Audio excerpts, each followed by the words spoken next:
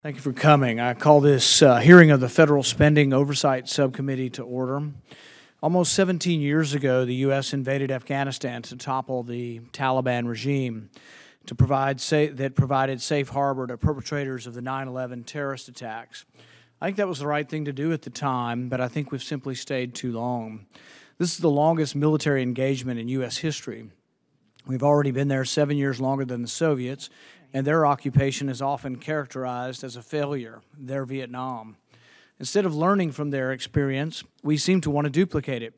We have occupied their old bases, we're trying to build the same kind of infrastructure, and we are fighting the same kind of guerrilla force. What is more troubling is that some talk about never coming home. We are told our mission there is vital and that we are making a stable country in the region which will pay a peace dividend even if we have to stay 50 years. 50 years. Recently, Secretary Pompeo admitted there is not a military solution to the Afghan war, and yet this administration just upped our troop numbers.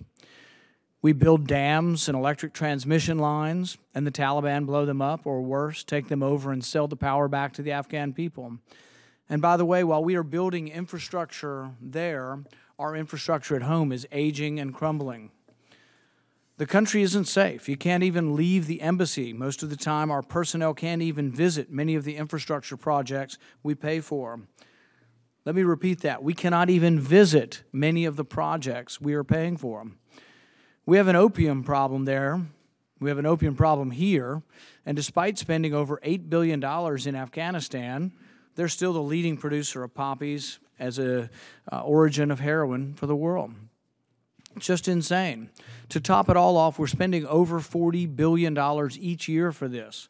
So this hearing is to really take a deeper dive and to examine that spending. We have the Special Inspector General for Afghan Reconstruction here today to talk about some of his great work exposing things like the $42 million natural gas station, the $60 million power transmission system that doesn't work, buildings that melt in the rain, and the $80 million consulate up in Mazar-e-Sharif that was never occupied because it was not secure. We want to hear about their ongoing corruption review as well. Our second panel will be staff from the subcommittee who recently returned from an oversight trip to Kabul. As mind-boggling as the way seems back here in Washington, I understand from them is all the more galling when you were there on the ground. I've made it no secret, I think we should come home. I think we went in for the right reasons, but we stayed too long. It isn't our job to build countries, and frankly, I think we do a poor job of it. If you talk to our soldiers, I think they'll tell you that's not why they enlisted. I think we anger as many people as we help, and that we should make the taxpayers, and that also makes the taxpayers back home angry. With that, I'll recognize Ranking Member Peters for his opening statement. Senator Peters.